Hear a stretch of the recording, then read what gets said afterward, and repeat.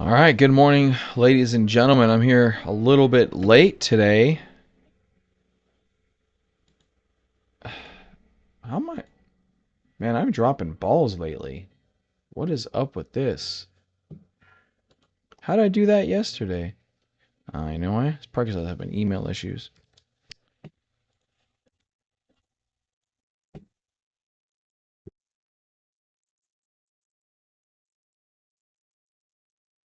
Thank you, bud. You're welcome. Those of you listening, I'll put a timestamp in when I actually get started. But I want to be here at 9 because I start at 9 and I completely lost track of time this morning. So sorry about that. And yeah, putting together my newsletter as we speak. So the markets are doing interesting right now. Nothing too bad, but definitely interesting.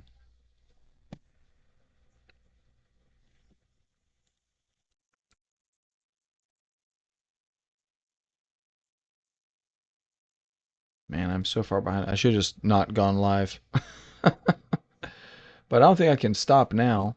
What's up with this page?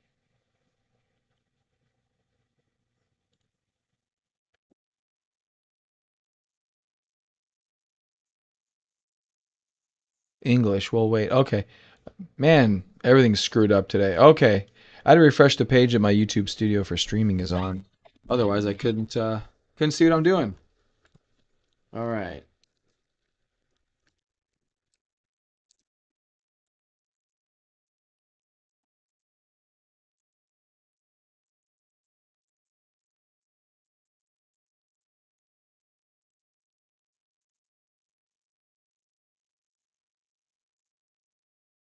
Okay. Jeez. Sorry, guys. Late start today. My bad.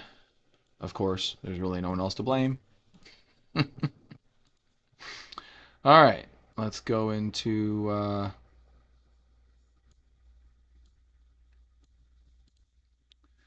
some stuff. Okay, so I got to wrap my head back around this. I was thinking about house remodel stuff. Doing a house remodel right now, and just got the structural plans back. So now it's going to start game on from here on out for us for this remodel.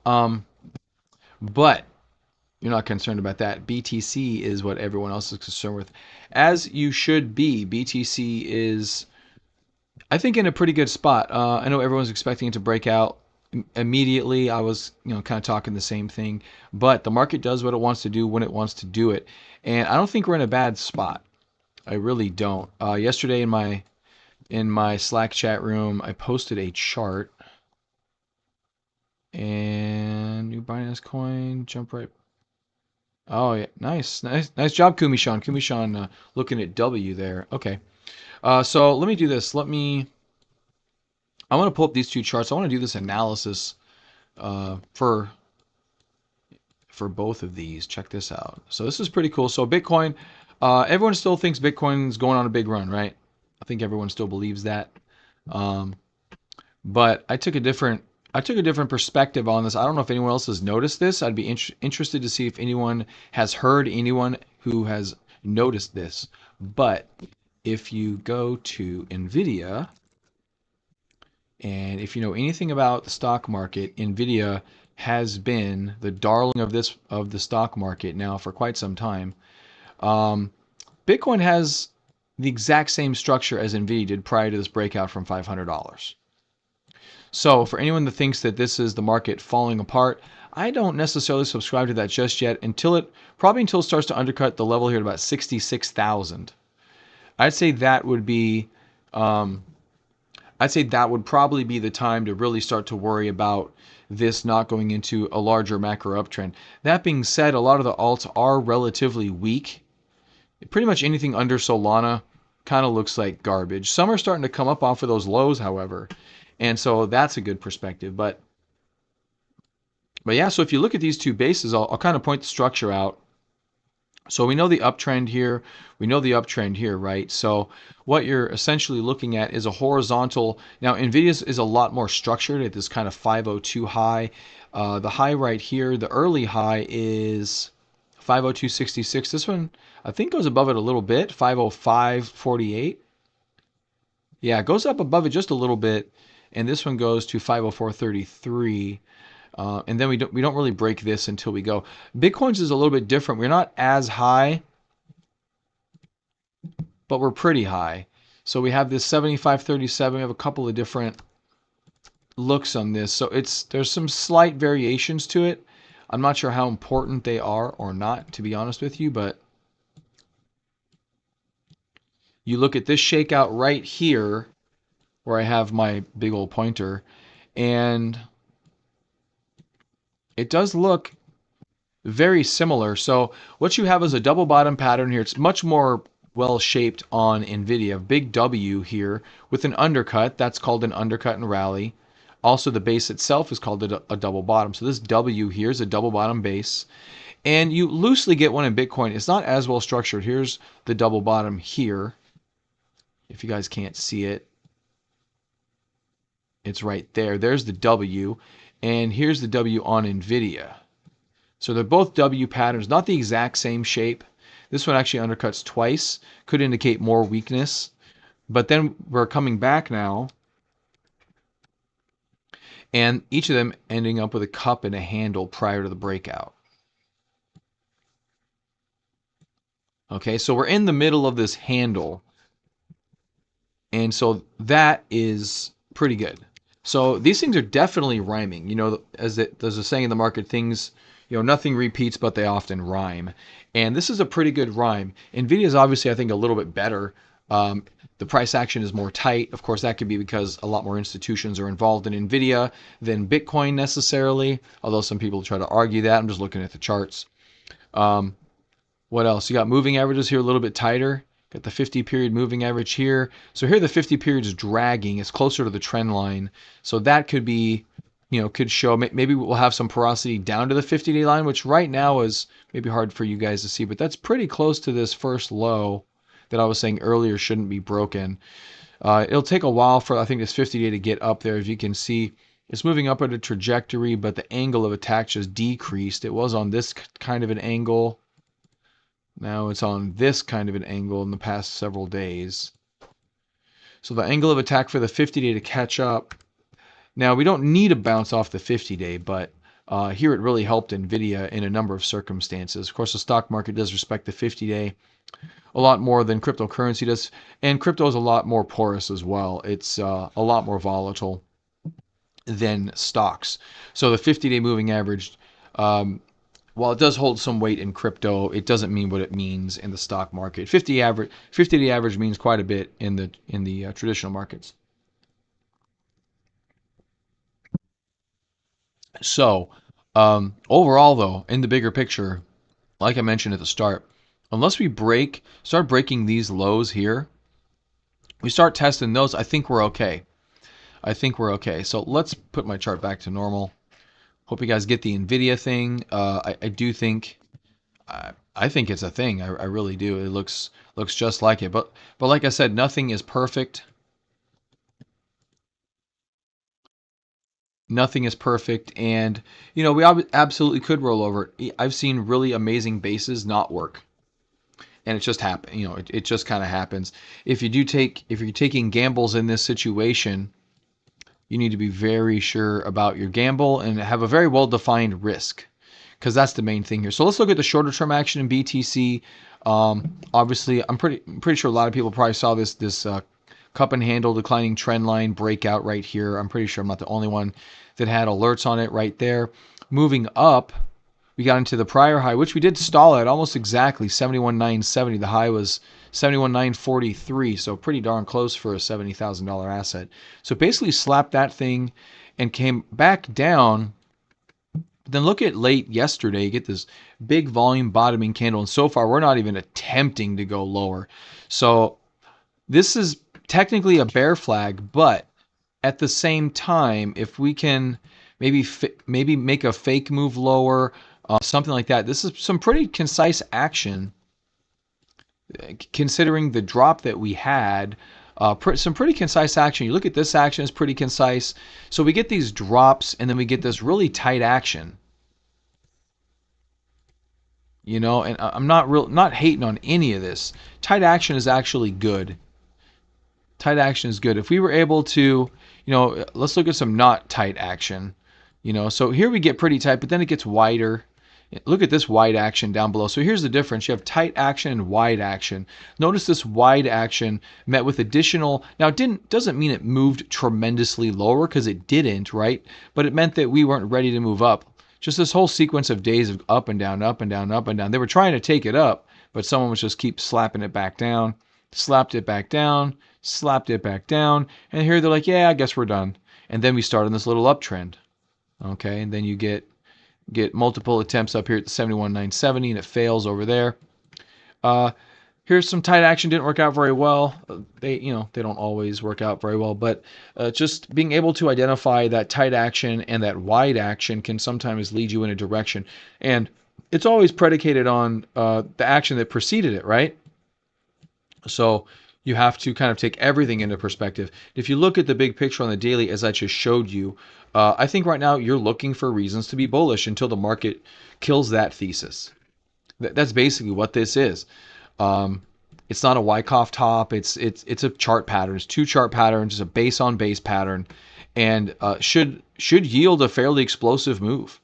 In reality, is what it should do. Whether it does it or not is a whole different thing. It's kind of like watching. I was explaining to someone yesterday. Watching charts is like reading a book as it's being written, right? You have no context of what's ahead. You can't skip chapters and read and see what's going on, but you can look at the plot line and you kind of have to infer, it looks like little Timmy is going to ask little Susie to marry him, and then you come to find out later that little Timmy's gay and just wants little Susie as a sister, and the market tanks.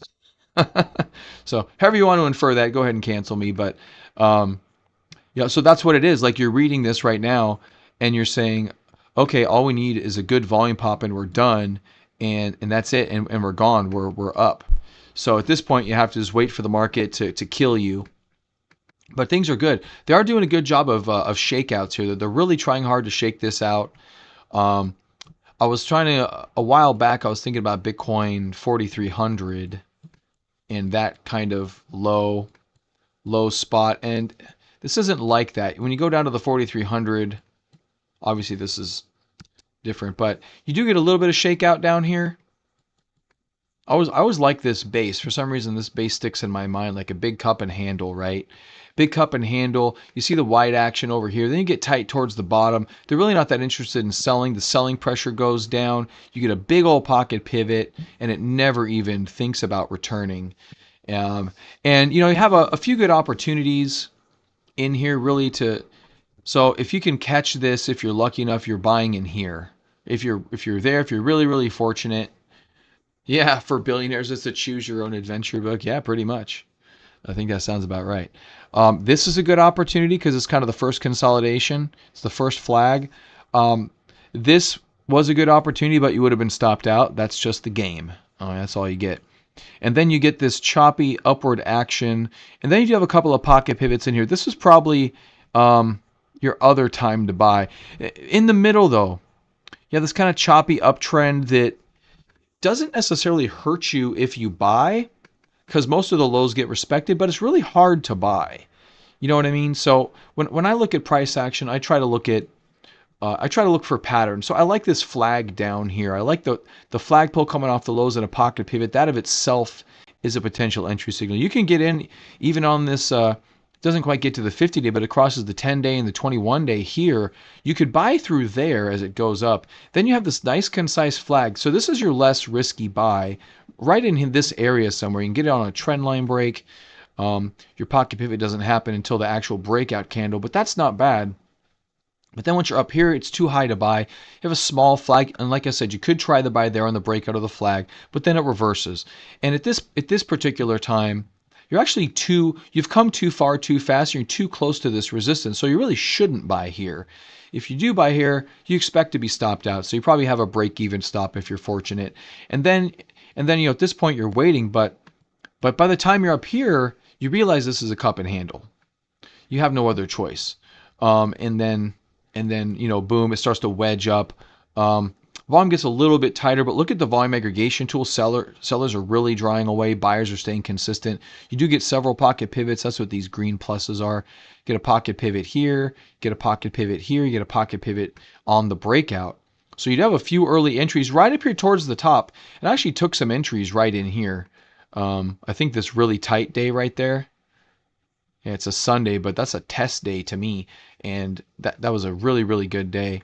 And boom, market, a little shakeout, and then it just goes.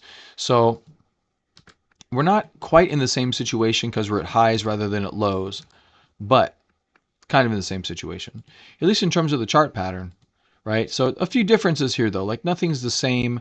Unfortunately, our volume aggregation tool isn't nearly as strong, but at the same time, you could argue that, one or two good days, this thing's flipping, and then you're off to the races, right? So it's not like you're doing anything negative up here. RSI is in a pretty neutral place. We're printing mid 50s. That's not bad. Same kind of chart pattern. Able to get up. Here's some of that random action, right? So all in all, I don't think we're in a bad spot. I don't think you jump in here. If you do, your risk is limited to the low from yesterday. I think that's where your risk is right now. If it takes out that low, then I think you have to wait again. Okay, you have to wait again. If it starts to squeeze up here and start doing things up close to the 7190, then I think you start looking at positions, especially if the volume aggregation tool starts looking really good. And yeah, I mean then you kind of have to gauge price action a little bit. So let's see, this tight action. Yeah, the VA tool didn't help us right here. It kind of waited till we already moved before it really started separating. So there's a little bit of volume irregularities in here. But I think you almost have to give it the benefit of the doubt if you want to. You can go small, but it does look like a break. Breakout's imminent until it dies is really what it is. So, all right, I think that's any questions on BTC. I think it's pretty well understood. I think what needs to happen for this thing to move, it needs to get some volume and it needs to start going. The shakeout here is either the first chink in the armor for where we fail, or it's the last shakeout before we go. And I don't know. I mean, maybe it goes sideways for weeks. I mean, who knows? No one really does know. But we'll just have to wait and see. Wait for good price action would be my advice. Wait for some good buying, some decent higher lows, some really tight action, even on the 2 hour. You can even go to the smaller time frames. And you look at this situation, and we could turn into something like this. This had a shakeout lower, but then came back dramatically with a pocket pivot on the 2 hour at least. Did undercut that even. So, yeah, they're playing a little bit of games down here, but look at the support. You got big support right there, and this eventually led into the volume aggregation tool flipping and price flipping as well. So a little bit sloppy, but it is what it is. There's not much you can do about it. You just have to kind of gauge the action, and in reality, put capital to play when the market deserves it. If you're doing leverage trading, especially, you got to manage those stops. Do not get don't make your liquidation point your stop. It's not a real way to trade. You want to have a stop well above your liquidation point. So if you're trading leverage, a good rule of thumb is like a 10-to-1 risk reward ratio in my opinion. So your reward has to be 10x your risk, and if not more. And depending on where you take your entries, that's feasible. So if you're very picky about your entries, you got to hawk these intraday charts for those. If you're doing spot trading, it's less of a problem because you don't have the liquidation problem to deal with. And, if you wanted to take a 5% risk right now, if that's something you wanted to do, you could. At the same time, I don't believe in randomly buying. So, but yeah, if you get some strength out of this, you could make that your stop, and that's your 5%. All right, let's move on to Ethereum, and then I'm gonna have to do my whole routine today because I was caught up in morning stuff and family stuff and lost track of time and didn't even send my newsletter out until like 9:01. So hopefully some power hour guys are in here, and we'll see how that goes. All right, so Ethereum undercutting a good majority of the base, not all of it. We have this low down here to the 34.93. But looking pretty good. We did get a drop right there, but the volume does have substantial buying pressure to it. Let's go shorter term. Let's go all the way to the 1 minute because it's really recent action. And how's the VA tool look? Overall green. So you got green here, you got green here. So overall, the buyers do appear to be in control as we're rolling over right now. So we'll see what that turns into. Yeah, so we'll see how this one goes. But market doesn't, doesn't look quite ready yet. We're still doing these handles. We're still kind of shaking people out. The volume yesterday did get to average, and average is declining. So it was a negative pocket pivot, though, for Ethereum in the basing structure. All right, next up is BNB. BNB really tight up here. Then it gave it up, unfortunately. Looks like we're consolidating a little bit more. BNB, we were hawking this one for a very long time. This one was nice and concise around the 604. So remember we were talking earlier about BTC. BNB, I wish BTC looked like BNB looked down here in the 600s, in the low 600s. Because there's the volume aggregation tool expansion right there. Then you start squeezing in highs. You get that really tight action. Look at the bars here. Really tight here. It doesn't lead to anything. Goes a little wide on you, which is fine. And then you start wedging up here. A little bit of a trend line break here. All kinds of interesting little signals happening. Wedging on low volume up. It can't contain the buying pressure down here. You see it? Just really, really tight. Anytime anyone tried to sell, and there weren't very limited sellers, which is why it starts wedging up. If there were sellers around, it would get down and they'd pick them up, kind of like these dips, these dipping candles, but you're not getting that. It's very tight, very concise. And then here you get a seller coming in, kind of hard to see, but here you get a seller coming in, but look at the volume. It's a little bit heavier, but it's the heaviest volume in the smallest, place on the smallest day of volume, and it dwarfs these other selling candles. So the sellers pretty much walked away at that point, and then it shot up. Little consolidation here, little cup base, give sellers another chance to sell, and that's all they could muster. And then the buyers really took over. So ideally, we'll get something like this out of BTC, this edge tail action, just depending on when it does it. But BNB right now had a shot here at the 714, didn't do it. Volume was pretty good, but not enough. And it looks like the buyers have stepped away now in the same way the sellers have stepped away. So I think you kind of have to step away from this trade till the buyers step back in. If you got stopped out, fine. If you still have it, you could hold it. Just know where you're going to exit. You don't want to let this come all the way back down to the 631 level if it does happen. If the market can't get moving, it will just start to erode in, and it won't feel bad, but it'll just start taking profits away. All right, next up is Solana. And Solana, wow, broke the trend line. Oh, crap. That's not bueno. That's not a good trend line to break. That's actually, that's bad for the overall markets, as a matter of fact. I didn't notice that broke that. I didn't look at crypto since yesterday morning. Not really. I looked at some Bitcoin stuff, but not Solana. I don't like that break. Even though it was supported, I don't like the break. So Solana being a leading token, this is a bit of a problem.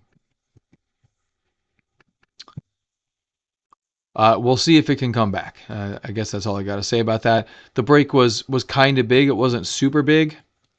Didn't quite get to average volume, so it may not qualify as a break, but still is a problem. Again, wait and see. Do you want to short up here? I don't know if that's something you want to do. It failed the 160. Couldn't even hold the 167 though. Now you get to the trend line, and we undercut these lows. Doesn't look very good. And maybe the Bitcoin not being able to get up, leading to Solana breaking down potentially there too. All right, that's going to be tricky. This is a one to watch and see if it gets some support. All right, now from here on out, pretty much everything gets stupid. XRP, and I haven't looked at any of these since yesterday morning. So yeah, maybe. And that's fine. I mean, that's fine if that happens. And we're hoping that happens. We're hoping the market gets instantly bullish again, DXY or not. Like, I don't know. That's not something I'm specifically looking at, the DXY. We can take a look at it, though, a little bit later. Yeah. Yeah, XRP HODL gang. The only thing I think you can HODL gang is Bitcoin and Ethereum. Probably BNB at this point, too. BNB has proven to be a really good asset. So that one's really good. But yeah, Bitcoin and Ethereum for the most part. Loosely BNB maybe. Smaller position. XRP is your favorite stablecoin? Yeah, that isn't very stable. It's a garbage stablecoin. But not good action here. XRP definitely has the ability to drop. It does resist rising. And if you understand XRP's distribution model that they've chosen for their tokens, they have a monthly incentive to sell. So I don't think XRP is a token anyone should hold at all. Next up is TON, newer to the top 20. Really has been unable to make these new highs. Tried again yesterday, failed again yesterday, and that could turn into a problem. Basically, kind of a double top, quadruple top, depending on how far back you want to go. This could be a problem. Doesn't look very good. Dogecoin. Dogecoin got murdered a little bit here. Wasn't even super heavy volume, but was able to drop down dramatically. So you see the weakness in these coins that have been weak and have been unable to get off of the lows. Cardano, pretty weak candle yesterday too. Did get bought up quite substantially. Again, we'll see if these lows hold. I think all of these lows from yesterday, ideally they can hold. We can chop our way back.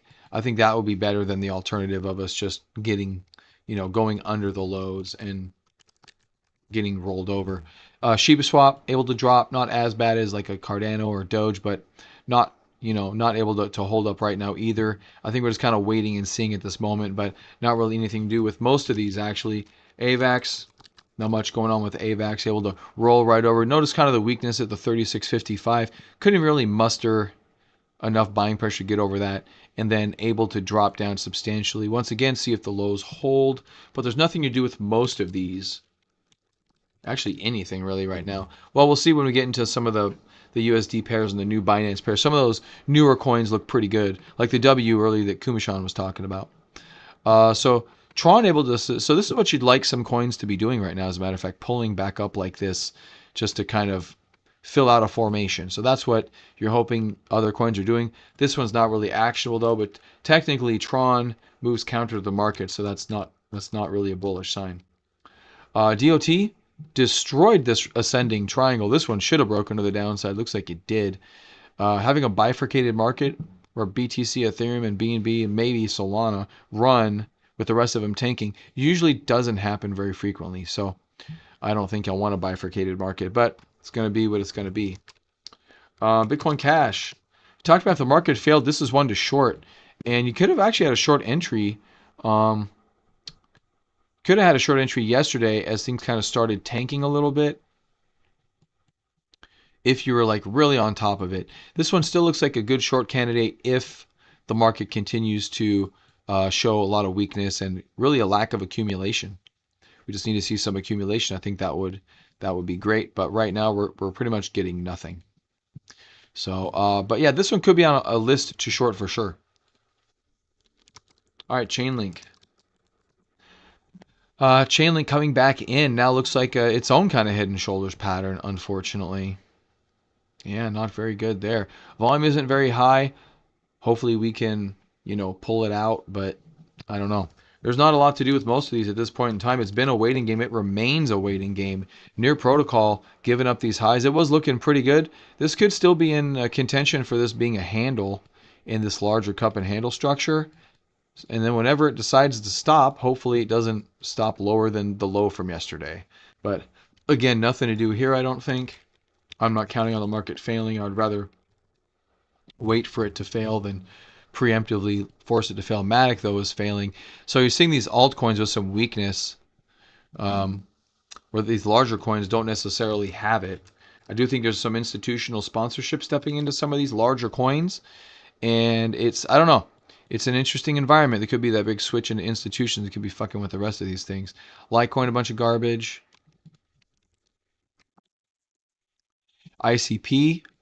So this one with a pretty good, actually yesterday was a pretty blockbuster short as it tries to go higher, fails, and then comes right back down. Could have shorted it somewhere in here, anywhere in the breadth of this candle on the way down.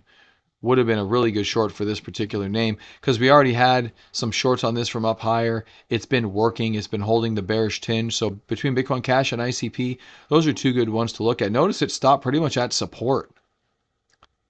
So if that support doesn't hold, we have a target down here to the 555. Leo. Leo giving it up right now. So Looking to see if this was going to break out as things were looking nice and tight up here, but nope. Going the other way. Not a good one there. Uniswap. Coming back down. This one looking a little bit better. Starting at the top of yesterday's big down candle. So, you know, yeah, really nothing crazy going on. So wrapping up the top 20 here. So I think wrapping up the top 20 here, you've got weakness. The weak coins are getting weaker, and the strong coins are holding so far, but which way is going to give? That's a tough one. I don't know. I don't really like the look of most altcoins. I'm okay with what BTC is doing. I'm okay with what Ethereum is doing. For the most part, I don't love it, but as long as it can snap back, it'll be good.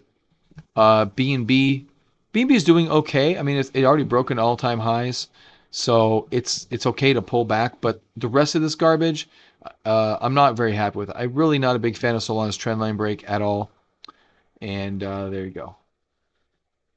There's an indicator in TradingView you can use to see correlation between two assets. Correlating coefficient.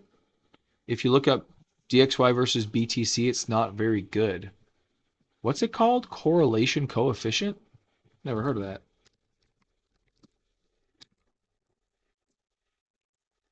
I'm going to timestamp this because I'm going to look into this thing. So it mentions correlation coefficient. Correlation. Wow, it's a real, it's not even a community thing. Hey, what's up, Brandon? So we're going to do, you want to do DXY? So I have to go to BTC here then. Oh, I added to the wrong chart. I got to add to the daily chart, I'm assuming. Correlation coefficient. Interesting. Never heard of that.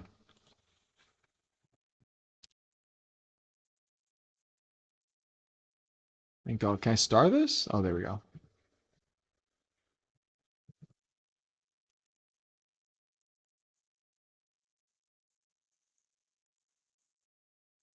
Correlation coefficient. So this means what?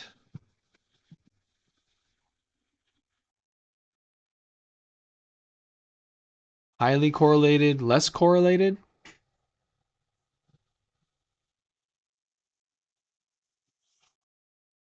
So if I go DXY here, it should be flat. Okay.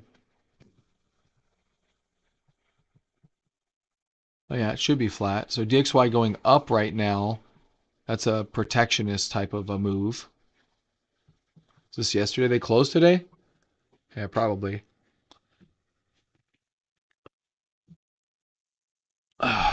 Interesting.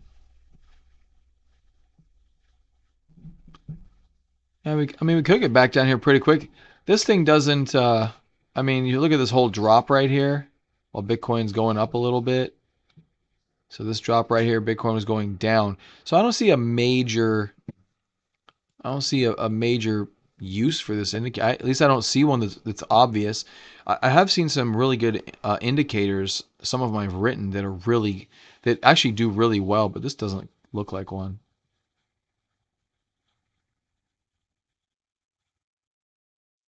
Use it for divergence. Asset correlation for BTC is market cap dominance USDC. Yeah, it looks like you've done a little bit of work in this, huh? That's pretty cool. So if I go to this into USDC, USDT,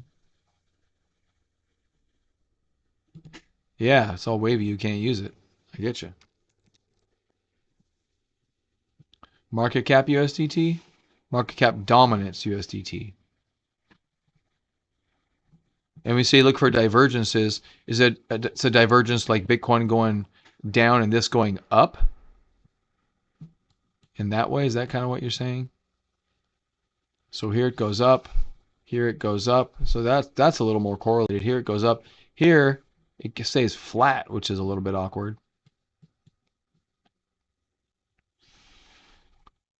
There you go. Interesting. Yeah, it's all wavy. You can't use it. Yeah, it looks a little weird. That's interesting. I'll have to. I did favorite that. Maybe I'll play with that a little bit later. Correlation code. Interesting. It's pretty interesting. Because I do believe Yeah, I do believe there's some stuff to some correlation. I haven't wrapped my head around it though. I'll have to play with it.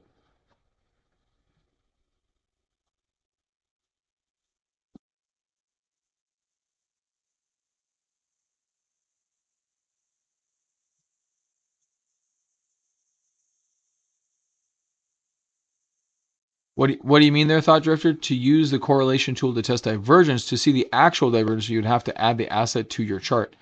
But isn't that, you mean this top chart, or what, to the bottom chart? Or add the correlation up here? Add the correlation to the top. That'd be kind of neat if it'll let me do that. Oh, I mean do Google, but we should be able to move it up.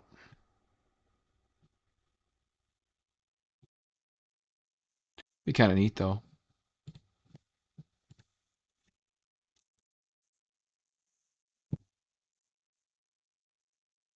Just as an example, I guess. This existing pane above thing's fairly annoying.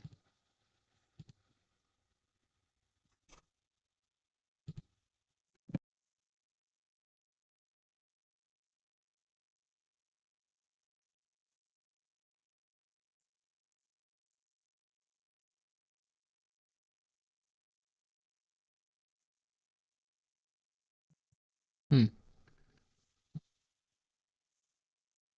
It is easier to read on this chart. Okay, I'll play around with it at some point. It's pretty neat. Yeah, I have there's something I want to do that I haven't done yet. Maybe I'll ask ChatGPT to help me with it, but um, I want to make like some indexes on here. I think that would be good too. All right, let's move on. That's cool though. Thanks for mentioning that. I appreciate that. All right, so I'm gonna do what I usually do here, which is go down USD pairs, but I'm gonna do it how I usually do it. So just bear with me here, and I'll just kind of make some notes as I go. So usually what I do is I'll go straight down to my USD pairs list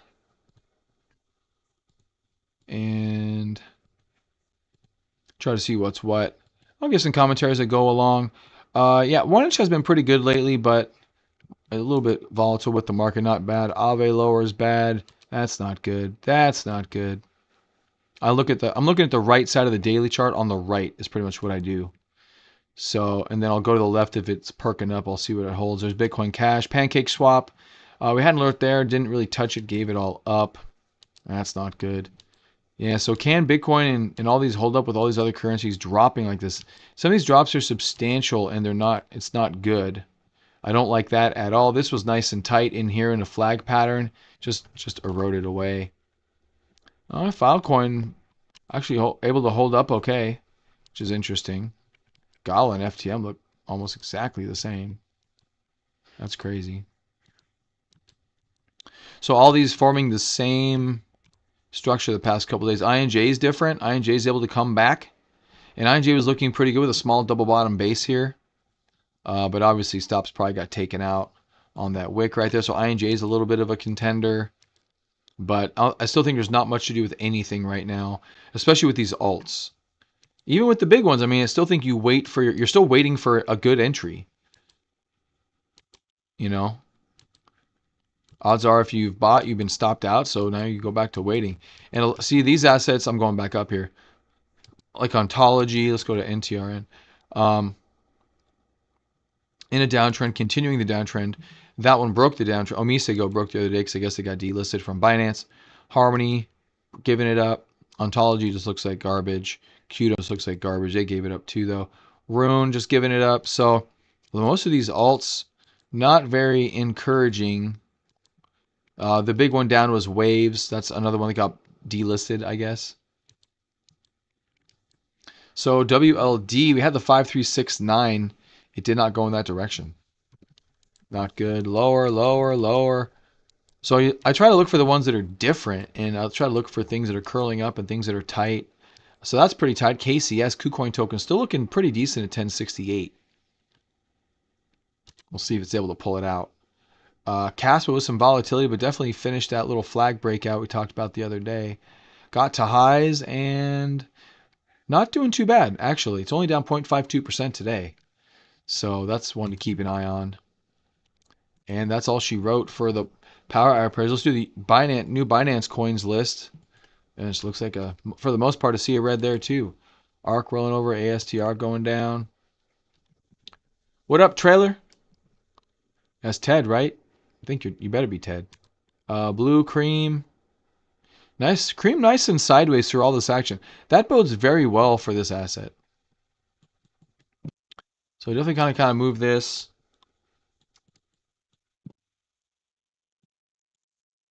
Could argue some type of a trend line like this. Yeah, that's obviously not right. 90, 97. Look at this alert from 78 up to 97. That's crazy. What was it? 97.60?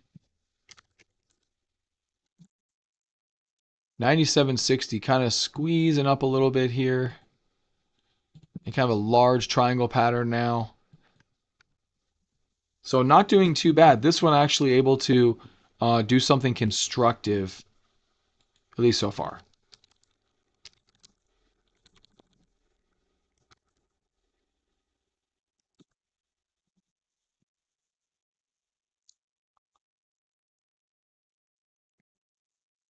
And that's right, Loopy. Bank those profits. Go get yourself that Bugatti.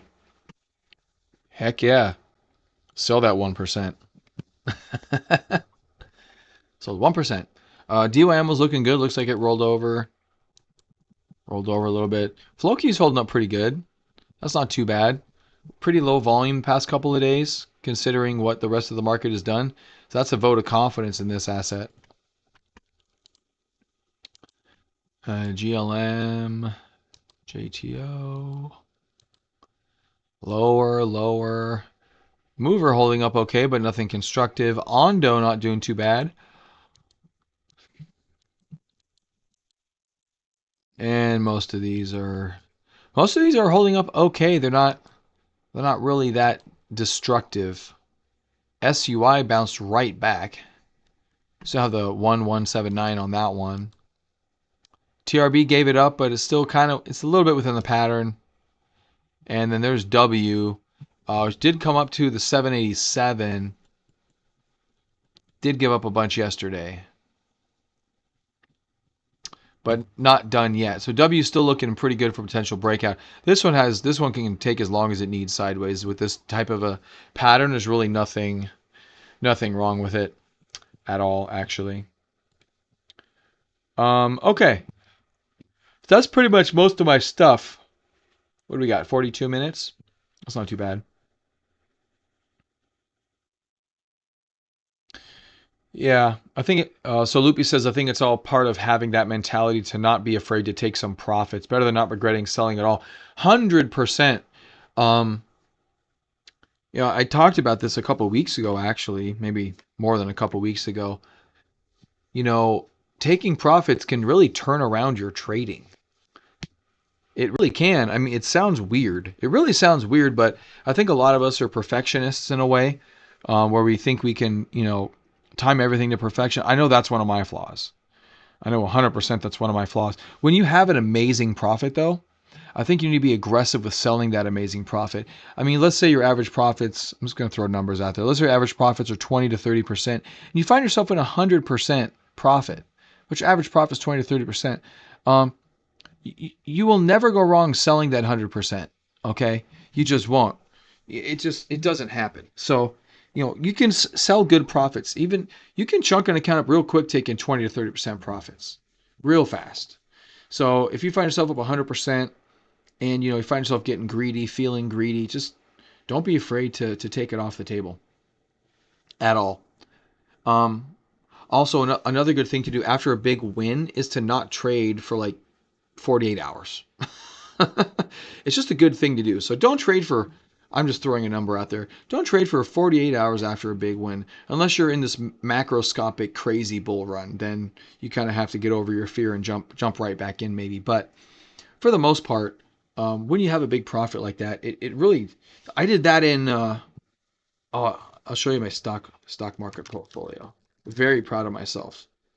Super proud of myself. Let's see if I can pull it up. I don't want to give all my information away. I really don't care, but people say it's not wise to do, and so I should believe those people. But I should be able to bring up my equity curve. And I was looking at this last night.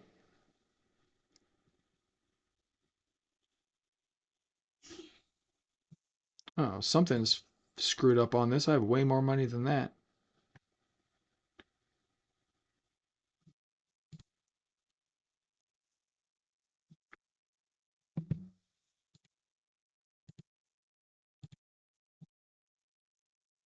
I wonder if I can black this out.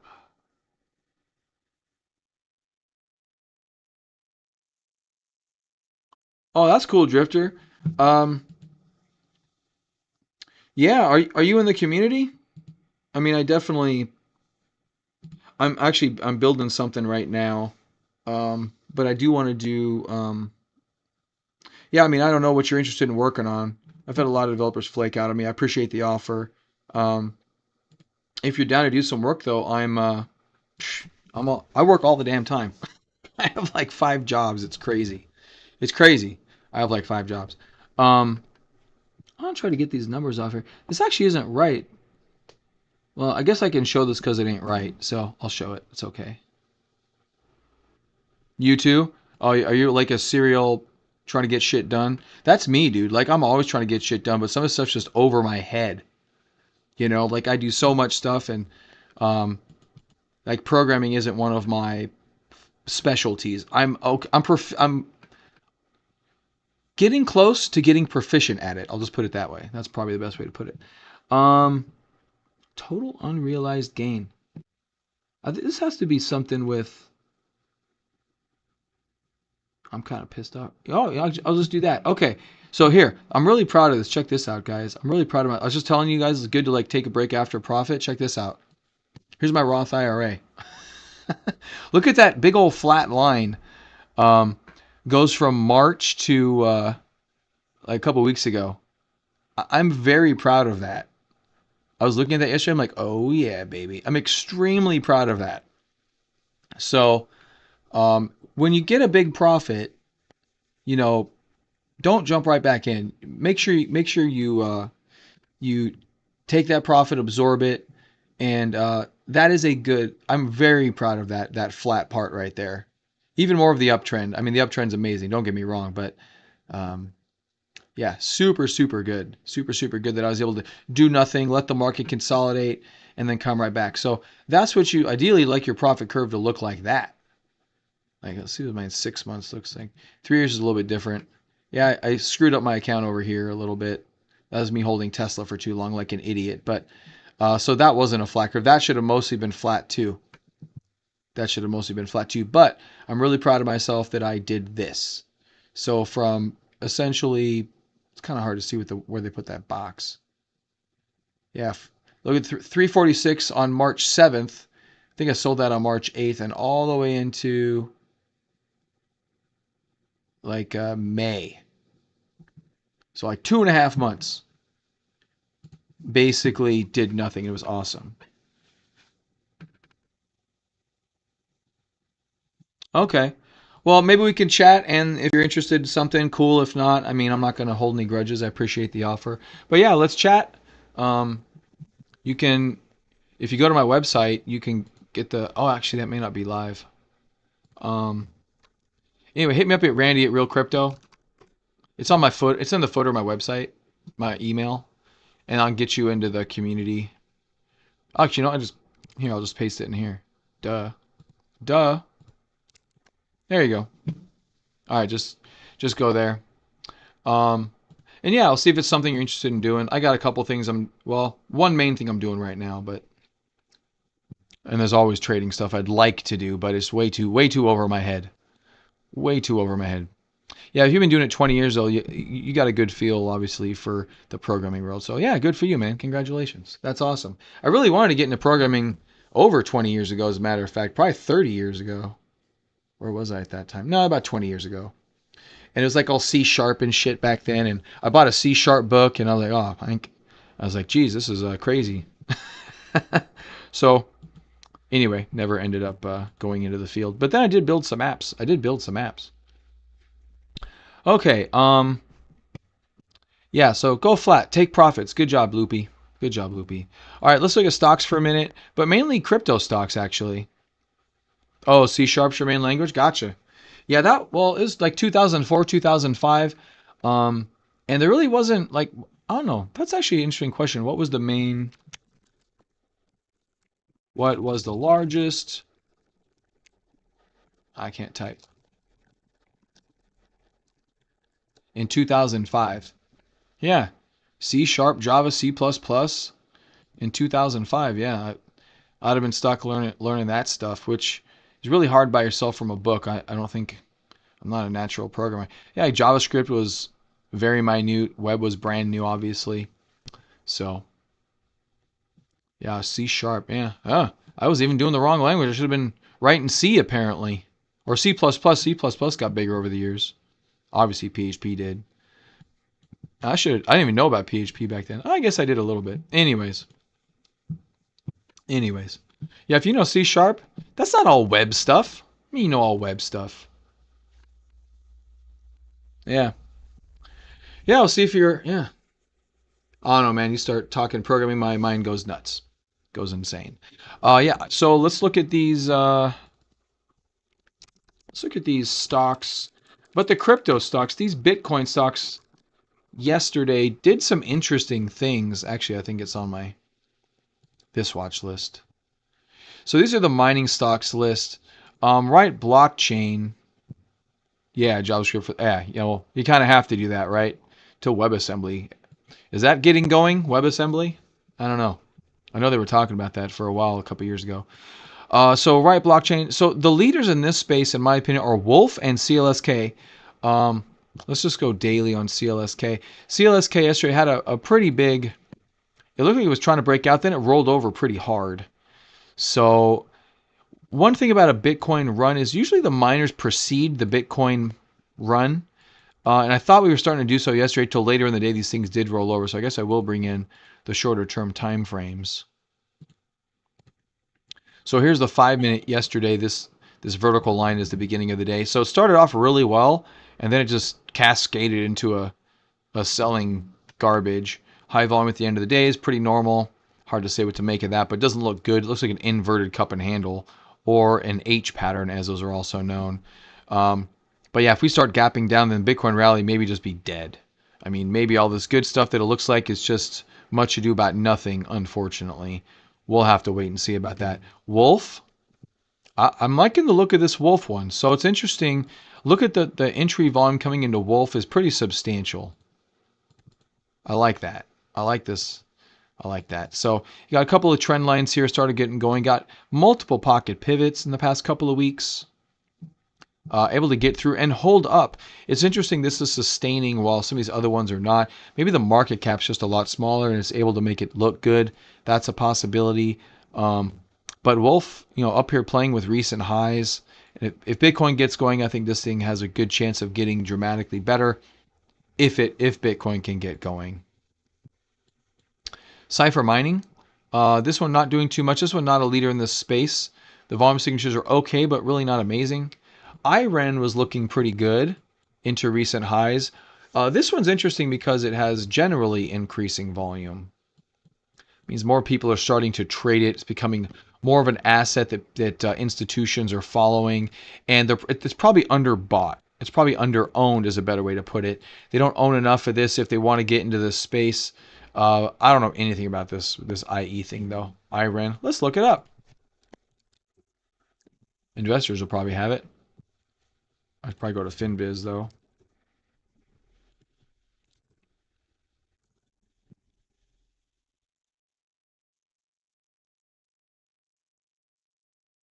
Australia-based Bitcoin mining company. So yeah, definitely mining. 98 composite rating? That's crazy. That's pretty good.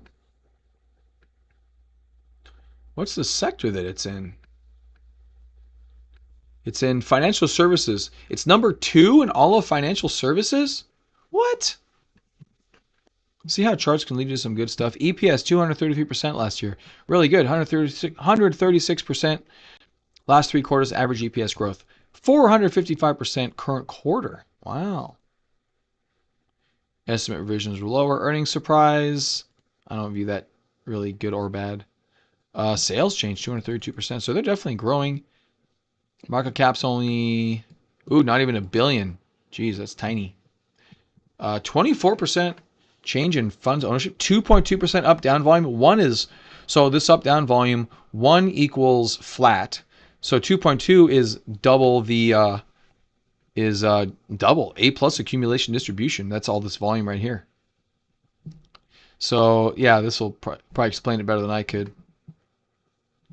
50-day ratio that is derived by dividing the total volume on up days by the total volume on down days. A greater ratio than 1 implies positive demand for a stock.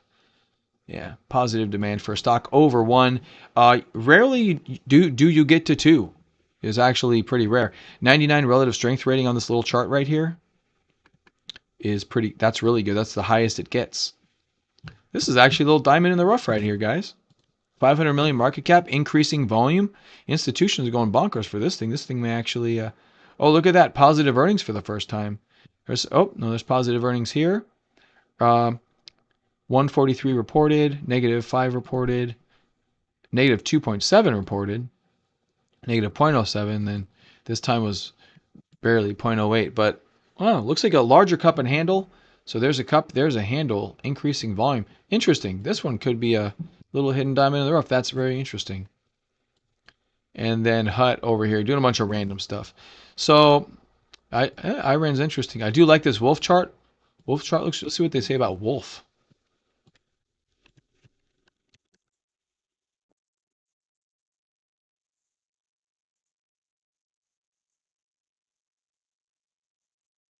$92, 81%, 75%, 88%, 268% on sales because Bitcoin rally. 1 billion market cap, so it's bigger than the other one. 15%. See, this one only has a 0.9 up down volume, not nearly as good as the other one. And yeah, 1 billion market cap. Accumulation distribution is good. 1/4 of increasing fund ownership.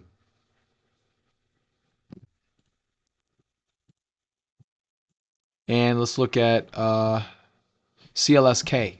So this is a 1 billion market cap. Bet you CLSK is going to be a lot more.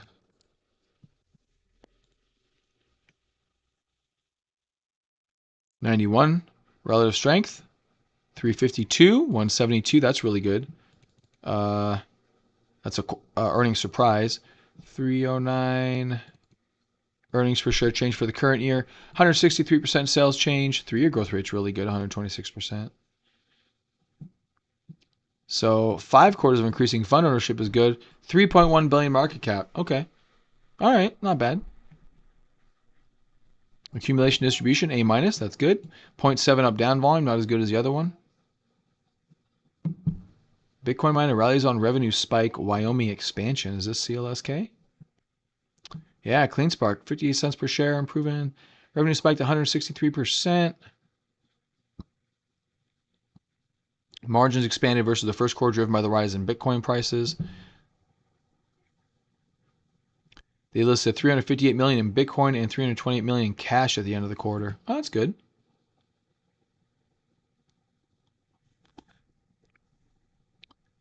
Deal also includes a possibility of expanding sites by an additional 55 megawatts. Batman says, hit the like button. You have to do what Batman says. He's Batman, for crying out loud. So pretty ominous day, though, on Friday for the CLSK here. But if Bitcoin's not going to get going, then these won't get going either. So I don't know. So those Bitcoin derivative stocks, generally, they move, like I said, they tend to move first. They tend to show early anticipation. So you're getting a mixed bag here. You got Wolf holding up. You got CLSK with kind of a garbage Friday. You have IREN looking good. You've got Riot looking like garbage. You got Mara looking like garbage for the most part. So a mixed bag. And it definitely looks like Bitcoin, kind of a mixed bag right now. Yeah, every time I look through all the altcoins, I feel a little bit less bullish. And that's just the way those altcoins are laying themselves out. They just don't look bullish. But as we know with crypto, whatever Bitcoin says goes. So if Bitcoin starts rallying, all this other crap will likely be for naught and will likely start going higher. But I said it a bit ago. I'll end the stream. 59 minutes and 20 seconds. That's pretty good. End the stream here very shortly. And I'll just kind of end by saying this, kind of what I said a little bit earlier, just to wrap things up. I do like to do a wrap up every once in a while. Right now, it's basically up to Bitcoin. The other coins want to bring the market down. If Bitcoin can buoy the market, that's one thing. But this is either the first chink in the armor for us to fail, or it's one of the last shakeouts before we go up, is what it feels like today, right now. And that's really all there is in trading, is today and right now. So that's really all it is. I wouldn't be taking any extra risky positions, but you should be watching. You should be watching for this breakout, waiting for the breakout, planning for the breakout. If it doesn't happen, you can also have a plan to short. I mean, that's something you can do as well. Because if it fails from up here, if you look at the last time it failed up here, you usually go down fairly substantially and in a decent clip. So there's money to be made on the downside, 54%. And then here we went down obviously much more than 54%. So if we fail up here, there's opportunity. If we rally from here, there's opportunity. So the wisest thing to do is kind of have two plans and anticipate when you're going to trigger each plan. That's really the right way to do it. Because the alts are not showing good. The VA tool, I really wish I wish this were flipped. I wish the buyers were steady and the sellers were drifting a little bit lower, but time will tell. Still looking good. We did get a rejection. We can always come back. So that's all I got, guys. Thanks for joining me today. If you're interested, join the Power Hour and go to real-crypto.com. I guess I should mention that at least once. Go to real-crypto.com and go to our services and get our Power Hour service where we do the daily newsletter in your inbox. Saturday live stream, which you're a part of today. I do live every once in a while. Our alert system, everybody thank Paul. Our alert system inside the Slack community, we have a slew of custom indicators, our volume aggregation tool, which you've actually seen me use quite a bit. Moving averages, which isn't too hard to write, but you can get all the moving averages in one indicator instead of having to have 5 of them on your chart. Follow through to indicator, breadth indicator. I got some other ones that I don't use super often. There's the breadth indicator. Quick daily video formats, follow through day system, and our follow through day system, which is in an uptrend right now, and all that stuff. And there's the button, and there's what people say. Anyways, all right, guys, have a good Saturday. You gotta do your market homework. This isn't the end of your market homework. Go do your market homework, and then go enjoy your weekend. And I will see you guys next time. Have a great day.